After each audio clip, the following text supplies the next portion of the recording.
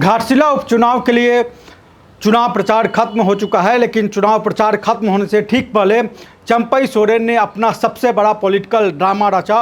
और ड्रामा कुछ इस तरीके से रचा जिसमें उनके आंसू निकल गए, और आंसुओं भी ऐसे निकले जिसमें उन्होंने झारखंड मुक्ति मोर्चा पे पूरी तरीके से अपना फ्रस्ट्रेशन जिसको हम कहते हैं वो निकाला।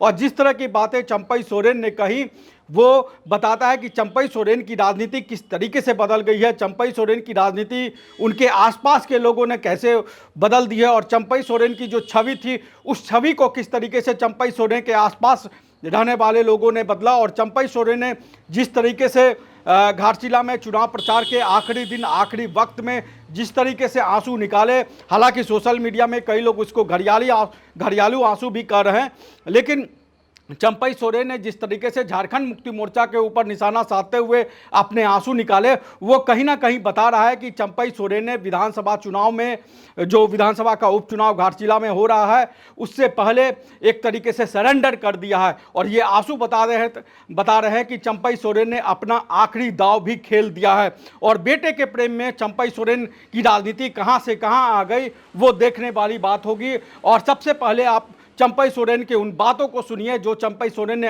अपने वीडियो में, अपने प्रेस कॉन्फ्रेंस में कहा है, और उसके बाद हम इसका विश्लेषण करेंगे कि आखिर चंपई सोरेन की ऐसी स्थिति, ऐसी नौबत क्यों आ गई। वो आदमी को आज इन लोग बैल बोलेगा, जो व्यक्ति जंगल में रहता था, मेरा बच्चा चटाई में सोता था, उस समय हम नहीं रोया था, उस दिन नहीं रोया था हम, लेकिन जो अपमान किया ना उस दिन, हम दिल हिल गया, मेरा आंसू नहीं रुक पा रहा था, आज भी नहीं रुक पा रहा था। क्या किया था हम, क्या किया था हम? टाटा शहर में मजदूर आंदोलन करता था, टाटा ने हमको रुकने के लिए 50 लाख गुंडा को देखा, हमको मरवाने के लिए हमारा पास संदेश आया। हमने कभी जान को परवाह नहीं किया, और वो आंदोलन का हम सफल किया। 3 से 4 हजार आदमी को हम, ठेकेदार मजदूर को हम वहां पर स्थायी नौकरी दे दिया। इतना दुश्मनी के बाद भी कभी हम आंख से आंसू मेरा नहीं गिरा था। तो अगर दिल में हमारा पाप रहता तो हम तो रिजेक्ट नहीं करता, विपक्ष क्या कहता कि हमको समर्थन करो, लेकिन हमने नहीं किया। इसे एक बार रीजन बोला, हम तुरंत सिग्नेचर कर दिया, चिट्ठी पहले ही बना हुआ था। लेकिन वो आदमी को आज इन लोग बैल बोलेगा, वो आदमी लोग आज हमको विश्वासघात कहेगा। जो ये प्रवक्ता हमको गद्दार कहता है, उनका खतियान कहाँ पर है? जो प्रेस का प्रवक्ता है किस जगह से आया है? हम जैसा ये ईमानदार योद्धा को आज गद्दार कहा है, हम उस दिन हम रोया है। तो आपने सुना कि किस तरीके से चंपई सोरेन रो रहे हैं, चंपई सोरेन के आंसू निकल गए हैं, और आंसू निकलने की वजह 2024 में भी वो आंसू नहीं निकले। और चंपई सोरेन ने जिस तरीके से हेमंत सोरेन सरकार को, झारखंड मुक्ति मोर्चा को अपने तौर पर घेरने की कोशिश की, और उन्होंने बताया कि झारखंड मुक्ति मोर्चा ने पिछले 7 साल में कोई काम नहीं किया है। तो चंपई जी, इस 7 साल की सरकार में 6 साल आप झारखंड सरकार में शामिल थे, मंत्री थे, उसमें से काफ़ी करीब 6 महीने का समय आप झारखंड के मुख्यमंत्री भी रहे।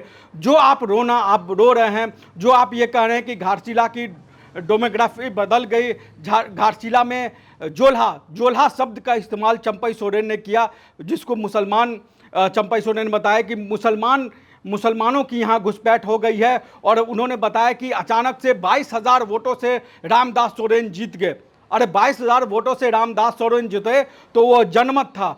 सरायकेला से आप जीते तो वो जनमत था, हेमंत सोरेन मुख्यमंत्री बने तो वो जनमत था, लेकिन आपका दर्द सिर्फ और सिर्फ घाटशिला के लिए है। और घाटशिला में जिस तरीके से आपने पूरा पॉलिटिकल ड्रामा रचा है चुनाव प्रचार के आखिरी दिन, वो बता रहा है कि किस तरीके से आपके अंदर हार का डर सता रहा है। और जिस तरीके से कल्पना सोरेन और हेमंत सोरेन ने चुनाव प्रचार किया और आखिरी दिन हेमंत सोरेन और कल्पना सोरेन ने जिस तरीके से रोड शो किया और जिस तरीके से उनको समर्थन मिला, और जिस तरीके से रोड शो में ही नहीं सभाओं में जिस तरीके का हेमंत सोरेन और कल्पना सोरेन के प्रति आकर्षण दिखा, उनके सभाओं में जो है वो भीड़ दिखी।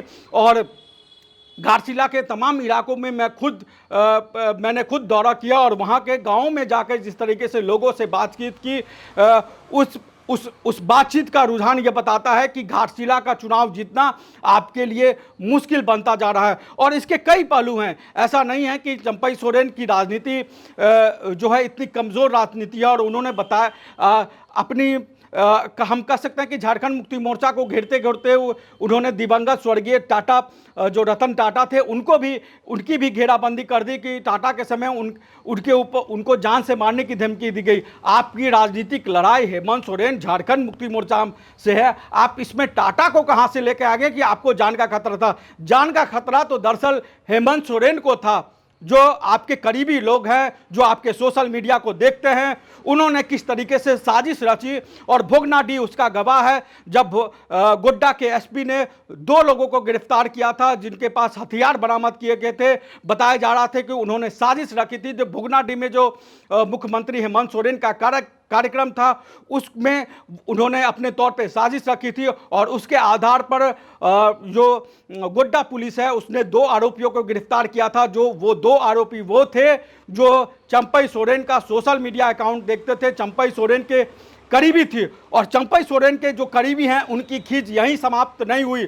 चंपई सोरेन के करीबी ने एक तरीके से चंपई सोरेन को घेर लिया है। चंपई सोरेन के इर्द गिर्द उन्होंने ऐसा आभामंडल क्रिएट कर दिया है, ऐसा आभामंडल बना दिया है कि चंपई सोरेन इससे बाहर निकलने आ सकते हैं। मैंने खुद चंपई सोरेन से बात करने की कोशिश की तो चंपई सोरेन के उन्हीं करीबियों ने मुझे चंपई सोरेन से बात नहीं करने दी, उनका इंटरव्यू तक करने नहीं दिया। उन्होंने ऐसा आभामंडल घेर दिया और इस तरीके से पूरी रचना रखी है कि चंपई सोरेन की पूरी इतने साल की 40 साल की राजनीति को उन्होंने मिट्टी में मिला दिया है। जो चंपई सोरेन कोल्हान के टाइगर कहे जाते थे, जिस चंपई सोरेन के भरोसे हेमंत सोरेन और शिबू सोरेन ने कोल्हान को चंपई सोरेन के हवाले कर दिया था। और झारखंड मुक्ति मोर्चा की पूरी राजनीति कोल्हान के इलाके में जिस तरीके से चंपई सोरेन के इर्द गिर्द थी, और हेमंत सोरेन ने जिस तरीके से जेल जाने से पहले चंपई सोरेन को अपनी गद्दी सौंप दी। और जिस तरीके से हम कह सकते हैं कि चंपई सोरेन ने यह कहा कि झारखंड मुक्ति मोर्चा ने हेमंत सोरेन ने उनके साथ धोखेबाजी की। चंपई जी, धोखेबाजी आपने की। आपने बिहार में जीतन राम मांझी के तर्ज पे वैसी राजनीति की जिसको राजनीति का निम्न स्तर कहा जाता है। जो मुख्यमंत्री जेल जाने से पहले अपने परिवार के सदस्य को मुख्यमंत्री ना बना के कल्पना सोरेन या बसंत सोरेन या किसी अन्य को मुख्यमंत्री न बना के आपसे वरिष्ठ नेताओं को, झारखंड मुक्ति मोर्चा में जो आपसे वरिष्ठ नेता हैं, चाहे वो साइमन मर्डांडी हो चाहे कोई और नेता हो, उनको मुख्यमंत्री ना बना के आपको मुख्यमंत्री बनाना, राजनीतिक दगाबाजी, धूर्तई आपने किया। और ये धूर्तई का परिणाम ही रहा कि आपके बेटे की राजनीति पे बहुत बड़ा संकट मंडरा गया। और 2024 में वो चुनाव हार गया और बुरी तरीके से चुनाव हारे। 22,000 से ज़्यादा वोटों से बाबूलाल सोरेन की वहाँ चुनाव में हार हुई। और जब 2025 में एक बार और मिन्नत करने के बाद, हालांकि आप ये कहते हैं कि आपने कभी भी बाबूलाल सोरेन के लिए टिकट नहीं मांगा, अगर आपने बाबूलाल सोरेन के लिए टिकट नहीं मांगा तो ये बताइए घाटशिला में चुनाव की घोषणा होने से पहले आप और बाबूलाल सोरेन घाटशिला में क्यों चुनाव प्रचार कर रहे थे? इसलिए चुनाव प्रचार कर रहे थे ताकि आपके बेटे को चुनाव में टिकट मिल सके। और बाबूलाल सोरेन ने खुद हमसे बातचीत में ये स्वीकार किया कि वो चाहते थे कि उनको झारखंड मुक्ति मोर्चा में सम्मान मिले, उनको विधानसभा का टिकट मिले। और विधानसभा में बाबूलाल सोरेन को टिकट मिलने की आस जब खत्म हो गई तो उन्होंने बीजेपी का रुख अख्तियार किया। उस बीजेपी का रुख अख्तियार किया खिलाफ चंपई सोरेन की पिछले 40 साल की राजनीति रही है और चंपई सोरेन ने अपनी 40 साल की राजनीति को तिलांजलि देते हुए पुत्र मोह में झारखंड मुक्ति मोर्चा को छोड़कर वो बीजेपी में शामिल हो गए और बीजेपी में शामिल होने के बाद उनकी राजनीति ऐसी रही कि चंपई सोरेन अपने बेटे तक को चुनाव जिता नहीं पाए। किसी तरीके से वो सरायकेला में चुनाव हार गए, उसकी अपनी अलग वजहें हो सकती हैं, लेकिन हम घाटशिला की बात करेंगे और घाटशिला में इस उपचुनाव में आपने जिस तरीके से चुनाव प्रचार किया है उसको लेकर बीजेपी के अंदर भी बहुत तरीके की खलबली है। मैं खुद घाटशिला में जो उपचुनाव हो रहा था, चुनाव प्रचार के दौरान घाटशिला में था और वहां मौजूद था और वहां मैंने देखा कि किस तरीके से बीजेपी की का जो विंग है वो एक अलग तरीके से चुनाव प्रचार कर रहा था, आप एक अलग तरीके से चुनाव प्रचार करते। आपके पार्टी के जो नेता आए थे उनसे आपका कोई सरोकार नहीं था, वो पार्टी के नेता घाटशिला में रहे, आपने उनको पूछा तक नहीं। चाहे वो अर्जुन मुंडा हो, चाहे वो रघुवर दास हो, चाहे वो मधु कोड़ा हो, चाहे वो बाबूलाल मरांडी हो, आपने किसी से पूछा नहीं, किसी का हाल चाल नहीं लिया, वो अपने स्तर पर प्रचार करते रहे। और यही वक्त रहा जब मीडिया में ये खबरें आए कि रघुवर दास और अर्जुन मुंडा जैसे जो झारखंड के पूर्व मुख्यमंत्री रह चुके हैं, वो इतने वरिष्ठ नेता जब एक तरीके से घाटशिला में अलग थलग पड़े हुए, जब मीडिया में इन सब बातों के जिक्र होने लगा तो एक दिन के लिए अर्जुन मुंडा और एक दिन के लिए रघुवर दास ने चुनाव प्रचार किया। तो जिस बीजेपी में इतने बड़े स्टार प्रचारक हैं, जिस बीजेपी में इतने पूर्व मुख्यमंत्री हैं, उनकी राजनीतिक हैसियत को आपने अपने तौर पे बताने की कोशिश की, वो घाटशिला में जमे रहे, लेकिन आपने उनकी कोई खोज खबर नहीं ली। आप अपने स्तर पर चुनाव प्रचार करते रहे,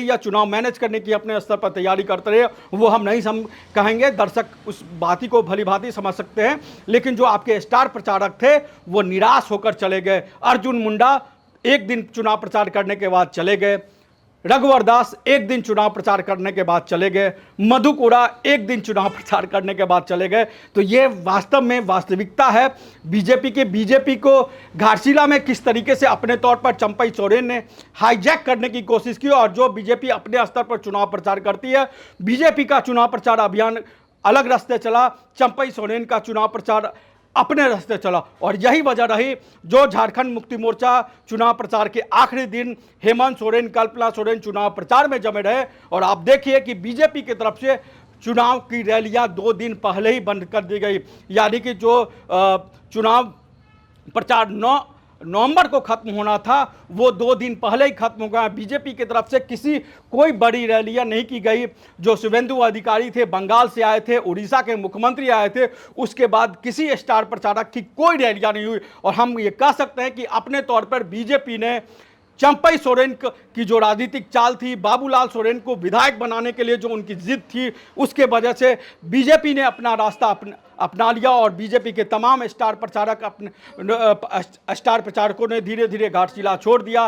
बीजेपी ने अपने तौर पर चुनाव अभियान को छोड़ दिया, बीजेपी के कार्यक्रम बंद हो गए, बीजेपी की तरफ से जो सभाएं की जानी थी वो बंद हो गई। लेकिन झारखंड मुक्ति मोर्चा की सभाएं आखिरी दिन तक, आखिरी वक्त तक जारी रहा, जब मुख्यमंत्री हेमंत सोरेन और कल्पना सोरेन ने एक तरीके से चुनाव अभियान को आखिरी वक्त तक संभाले रखा। ये बताता है कि इस तरीके से चंपई सोरेन अपने धुरी पर चलते रहे और बीजेपी के नेता अपने धुरी पर चलते रहे। और जिस झारखंड मुक्ति मोर्चा को आपने खड़ी खोटी चुना है, आपका राजनीतिक वजूद उसी झारखंड मुक्ति मोर्चा के ऊपर है। और आपको खुद अपने गिराबा में झांकना चाहिए कि आपने हेमंत सोरेन के साथ क्या किया।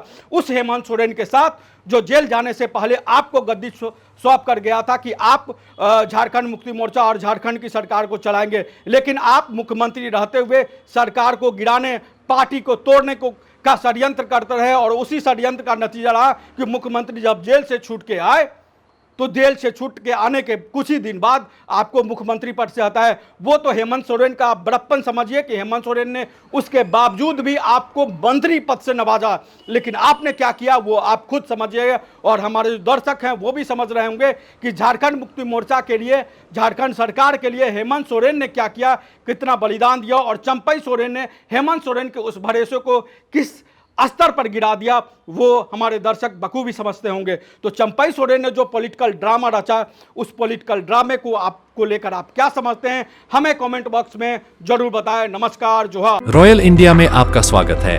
भारत के सबसे विश्वसनीय सोलर मोटर पंप और एमपीपीटी कंट्रोलर निर्माता। रॉयल इंडिया का high performance movable trolley solar water pumping system प्रस्तुत है।